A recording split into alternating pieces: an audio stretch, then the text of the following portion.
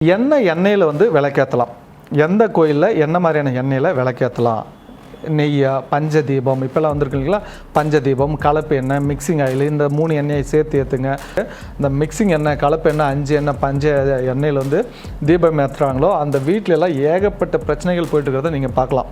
யோசிங்க, யார் யார் வீட்டிலெல்லாம் வந்து தீப எண்ணெய்ன்னு சொல்லிட்டு 5 வகை எண்ணெய்ன்னு சொல்லி கொடுப்பாங்க. சுத்தமான எள்ளெண்ணெயில் மட்டுமே தீபம் ஏற்ற வேண்டும். எல்லா தெய்வத்துக்கும் ஃபஸ்ட்டு ப்ரிஃபரன்ஸ் வந்து எள்ளெண்ணெய்ன்னு பேர். அது சுத்தமான எள்ளெண்ணெய், அதில் தான் விளக்கேற்ற வேண்டும். அது ஆஞ்சநேயர் ஆகட்டும், நரசிம்மர் ஆகட்டும், இல்லாட்டி விநாயகர் ஆகட்டும், சிவன், பார்வதி, யாராக இருந்தாலுமே வந்து ஃபஸ்ட்டு ப்ரிஃபரன்ஸ் வந்துட்டு சுத்தமான எள்ளெண்ணெய்ன்னு பேர். எந்தெந்த வீட்டிலெல்லாம் வந்து அந்த பஞ்ச எண்ணெய், தீப எண்ணெய், மிக்சிங் ஆயில், கலப்பு எண்ணெய், அந்த 5 வகை எண்ணெயை வச்சு விளக்கேற்றிட்டு இருக்காங்க. அந்த வீட்டிலெல்லாம் நிறைய பிரச்சனைகள் ஓடிட்டு இருக்கிறத நீங்கள் பார்க்கலாம். பஞ்ச எண்ணெயில் வந்து விளக்கேற்றுறது அப்படின்றது இருந்துச்சு. எப்போ அப்படின்னா, அது வந்து ஹரிச்சந்திரன் காலகட்டத்தில் இருந்துச்சு. என்ன விஷயம்னா, இப்போவும் செய்யலாம், ஆனால் அது கடுமையான விரத முறை. அது வந்து இப்போ யாராலையும் முடியாது.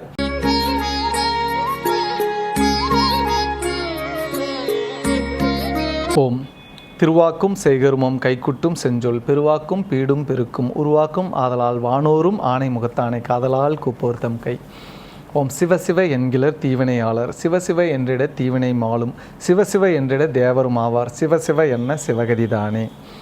ஆலய தீபம் சேனல் வாயிலாக உங்களை சந்திப்பதில் மகிழ்ச்சி அடைகிறேன். நான் தருமபுரி ஜோதிடர் பாலாஜி. நம்ம சேனலில் வந்துட்டு நிறைய வீடியோக்கள் கொடுத்துட்ருக்கோம். நட்சத்திரங்களுக்கும் சரி, வாஸ்து ரீதியாக, ஜோதிட ரீதியாக, நியூமராலஜி, எண்கணிதம் ரீதியாக, ஆன்மீக ரீதியாக வந்து நிறைய வீடியோக்கள் கொடுத்துட்ருக்கோம். இதில் வந்துட்டு உங்களுக்கு ஏதாவது சந்தேகங்கள் இருக்குது, கேள்விகள் இருக்குது, சார் நீங்கள் ஒரு நட்சத்திரத்தில் இந்த விஷயம் சொல்லியிருக்கீங்க, இது இருக்குது, இது இல்லை, இதில் வந்து எனக்கு இது ஒரு சந்தேகம் இருக்குது, இந்த மாதிரி உங்களுடைய கேள்விகளை கீழே வந்து கமெண்ட்ஸில் வந்து நீங்கள் டைப் பண்ணுங்கள். ஒவ்வொரு வீடியோ எடுக்கும்போதுமே நாங்கள் வந்து பார்த்திங்கன்னா அந்த கமெண்ட்ஸில் இருக்கிற கேள்விகளுக்கு பதில் சொல்லுவோம். இனிமேல் வந்துட்டு உங்களுடைய ஜாதகத்தை பதிவிடாமல் அதை நீங்கள் தனிப்பட்ட முறையில் அப்பாயின்மெண்ட் வாங்கி நீங்கள் பார்த்துக்கலாம்.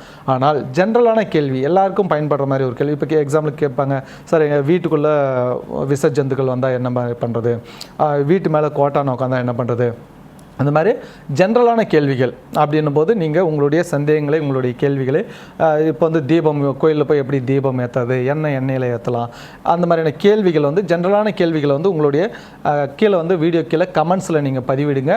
உங்களுடைய பெயர் ஊர் போட்டு உங்கள் கேள்விகளை கமெண்ட்ஸில் பதிவிடுங்க. நாங்கள் உங்கள் பெயர் ஊரை படித்து அந்த கேள்விக்கான விடைகள் வந்து உங்களுக்கு கொடுக்கும்போது அது எல்லாருக்குமே ஒரு பயனுள்ளதாக அமையும். ஸோ கமெண்ட்ஸில் வந்து உங்களுடைய கேள்விகளை, சந்தேகங்களை உங்கள் பெயர் ஊரோட பதிவிடுங்க. அடுத்து இன்றைக்கி இப்போ நம்ம பார்க்கக்கூடிய இந்த வீடியோ என்ன மாதிரியான வீடியோ அப்படின்னும் போது, அதாவது எண்ணெயில் வந்து விளக்கேற்றலாம். எந்த கோயிலில் என்ன மாதிரியான எண்ணெயில் விளக்கேற்றலாம்? நெய்யா, பஞ்சதீபம், இப்போல்லாம் வந்துருக்கு இல்லைங்களா, பஞ்சதீபம், கலப்பு எண்ணெய், மிக்சிங் ஆயில், இந்த 3 எண்ணெயை சேர்த்து ஏற்றுங்க. அதை வந்துட்டு அந்த புடலங்காயில் ஏற்றுங்க, எதோ சொல்கிறாங்க, அந்த பூசணிக்காயில் ஏற்றுங்க, தேங்காயில் ஏற்றுங்க, பாகற்காயில் ஏற்றுங்க, எலுமிச்சத்தில் விளக்கு போடுங்க, இப்படியெல்லாம் சொல்கிறாங்க இல்லையா. அது வந்து எது சரியான முறை அப்படின்றத நம்ம பார்ப்போம். அப்போது இன்றைக்கி நம்ம பார்க்குறது எண்ணெயில் விளக்கேற்றணும் அப்படின்றது தான். அப்போது நார்மலாகவே வந்து பார்த்திங்கன்னா இந்த பஞ்ச எண்ணெய், தீப எண்ணெய், மிக்சிங் ஆயில், கலப்பு எண்ணெய் அப்படின்றது வந்துட்டு இன்றைய காலகட்டத்தில் வந்துட்டு இந்த தீப எண்ணெயில் விளக்கேற்றுங்கள் உங்கள் வாழ்க்கை பிரகாசிக்கணும்னு சொல்லுவாங்க. அந்த தீப எண்ணெயில் யாரெல்லாம் வந்துட்டு இந்த மிக்சிங் எண்ணெய், கலப்பு எண்ணெய், 5 எண்ணெய், பஞ்ச எண்ணெயில் வந்து தீபம் ஏற்றுறாங்களோ அந்த வீட்டிலெல்லாம் ஏகப்பட்ட பிரச்சனைகள் போயிட்டு இருக்கிறத நீங்கள் பார்க்கலாம்.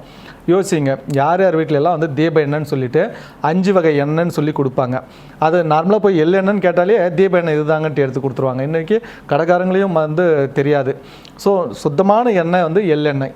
சுத்தமான எள்ளெண்ணெயில் மட்டுமே தீபம் ஏற்ற வேண்டும். எல்லா தெய்வத்துக்கும் ஃபஸ்ட்டு ப்ரிஃபரன்ஸ் வந்து எள்ளெண்ணெய்ன்னு பேர். அது சுத்தமான எள்ளெண்ணெய், அதில் தான் விளக்கேற்ற வேண்டும். அது ஆஞ்சநேயர் ஆகட்டும், நரசிம்மர் ஆகட்டும், இல்லாட்டி விநாயகர் ஆகட்டும், சிவன், பார்வதி, யாராக இருந்தாலுமே வந்து ஃபஸ்ட்டு ப்ரிஃபரன்ஸ் வந்துட்டு சுத்தமான எள்ளெண்ணெய்ன்னு பேர்.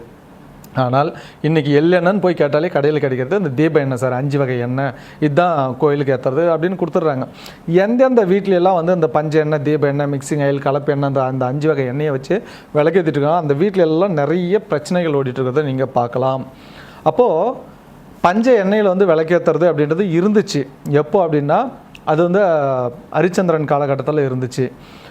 என்ன விஷயம்னா, இப்போவும் செய்யலாம், ஆனால் அது கடுமையான விரத முறை. அது வந்து இப்போ யாராலையும் முடியாது. அந்த 5 எண்ணெயை வச்சு மிக்ஸ் பண்ணி ஒரே ஒரு விளக்கு ஏற்றி அந்த கடுமையான விரதத்தை மேற்கொள்வது வந்து காளிகாம்பாளுக்கு மட்டுமே. காளிகாம்பாள் வந்து பார்த்திங்கன்னா ஒரு பூஜை ரூமில் வந்துட்டு பூஜை அறையில் ஒரே ஒரு படம், காளிகாம்பாள் படம், ஒரே ஒரு பெரிய ஒரு விளக்கு.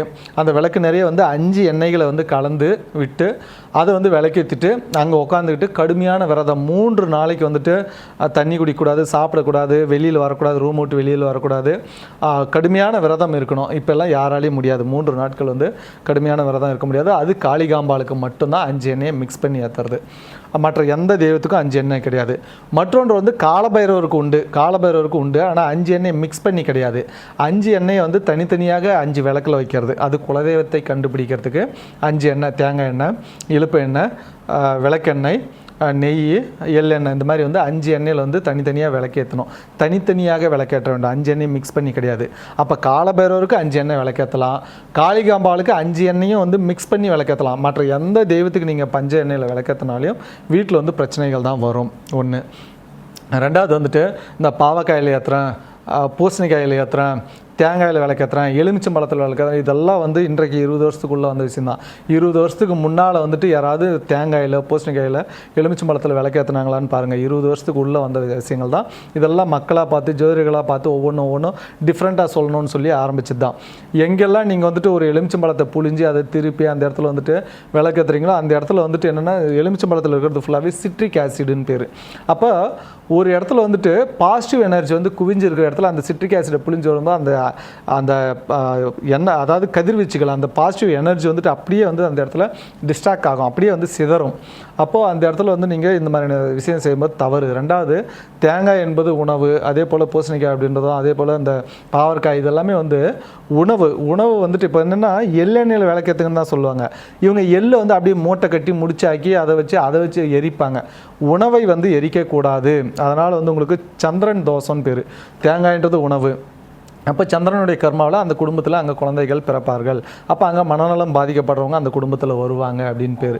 அப்போது தேங்காயில் இந்த மாதிரி இதிலெல்லாம் வந்து விளக்கேற்றக்கூடாது. விளக்கேற்ற முறை அப்படின்றது என்ன சொல்லியிருக்கேன், மண் விளக்கு, அகல் விளக்குன்னு சொல்லுவாங்க. பஞ்சபூத தத்துவமும் மண் விளக்கில் இருக்கும், அகல் விளக்கில் இருக்கும். அதில் வந்து என்னென்ன நெருப்பு, நிலம், காற்று, நீர், ஆகாயம் அப்படின்ற அந்த பஞ்சபூத தத்துவமும் அதில் இருக்கும். நெருப்பு இல்லாமல், உஷ்ணம் இல்லாமல் ஒரு விளக்கு ஆகாது. மண் இல்லாமல் விளக்கு இல்லை, நீர் இல்லாமல் அந்த விளக்கை செய்ய முடியாது. அப்போ நெருப்பு, நிலம், காற்று, நீர்ன்ற அந்த பஞ்சபூத தத்துவமும் இருக்கிறது அந்த அகல் விளக்கு, மண் விளக்கு மட்டும்தான். மண் விளக்கில் மட்டுமே விளக்கேற்ற வேண்டும். அது குறிப்பாக ஒரே ஒரு எண்ணெய், சுத்தமான எள்ளெண்ணெய். நீங்கள் காலபைரவருக்கு ஏற்றுறீங்கன்னா 5 எண்ணெயில் தனித்தனியாக விளக்கு வச்சு ஏற்றுங்க. என்னால் முடியும், 3 நாட்கள் கடுமையான விரதம் இருக்க முடியும்னா முடியாது. மேக்ஸிமம் 3 நாட்கள் சாப்பிடாமல், தண்ணி குடிக்காமல், தூங்காமல், வீட்டை விட்டு ரூமை விட்டு வெளியில் வராமல் இருக்க முடியாது. முடியும்னா காளிகாம்பாளுக்கு 5 எண்ணெய் மிக்ஸ் பண்ணி விளக்கேற்றுங்க. அடுத்து வந்து பார்த்திங்கன்னா மகாலட்சுமிக்கு ஏற்றுறதா இருந்தால் செல்வம் அப்படின்ற ஒரு விஷயத்துக்கு வந்து சுத்தமான எள்ளெண்ணெயில் ஏற்றலாம். அப்படி இல்லைன்னா சுத்தமான நெய்யில் தனித்து ஏற்றலாம். இப்போ வர இதிலெல்லாம் நெய் அப்படின்றது வந்து இது வந்து விளக்கேற்றம் மட்டும், பூஜைக்கு மட்டும் உகந்ததுன்னு போடுவோம். அதெல்லாம் வந்துட்டு எல்லாம் மிக்சிங், டால்டா அந்த மாதிரி. உங்களுக்கு தெரிஞ்சு சுத்தமான இது நெய் வந்து உங்களால் செய்ய முடியும்னா நீங்களே சுத்தமான நெய்யில் வந்து மகாலட்சுமிக்கு விளக்கேற்றலாம். அடுத்து வந்து பார்த்திங்கன்னா ஒரு சில விஷயங்கள் இருக்குது. அதாவது வந்து இந்த லவ் ஃபெயிலியர் ஆகிறது, ஒரு சிலர் சொல்லுவாங்க, என் பையன் லவ் பண்ணிருக்கான், என் பொண்ணு லவ் பண்ணிருக்கான், அவங்க வந்து பிரியணும் அப்படின்னும் போது ஒரு எண்ணெய் அதை நம்ம சொல்லுவோம். அடுத்து வந்து பார்த்திங்கன்னா ஒரு சில செய்வினை இந்த மாதிரியான கோளாறுகள் இருக்கும்போது அதுக்கு ஒரு எண்ணெய் அப்படின்ற மாதிரி சொல்லுவோம். அது தனித்தனியாக அதுக்கான எண்ணெய்களை யூஸ் பண்ணுறது நல்லது. ஆனால் காமனாக எப்போவுமே பஞ்ச எண்ணெய், தீப எண்ணெய், மிக்சிங் ஆயில், கலப்பு எண்ணெயை யூஸ் பண்ணாதீங்க. ஒரே ஒரு எண்ணெய், சுத்தமான எள்ளெண்ணெயில் விளக்கேற்றுறது உங்களுக்கு செல்வ நிலையை நீங்கள் என்ன வேண்டிக்கிறீங்களோ அது வந்து உங்களுக்கு கிடைக்கும். அது அகல் விளக்காக மட்டுமே இருக்க வேண்டும். இதை செய்யுங்க. வாழ்க்கையில் வந்து மிகப்பெரிய அளவில் வளர்ச்சியை காண்பீர்கள். நன்றி. வாழ்க வளமுடன்.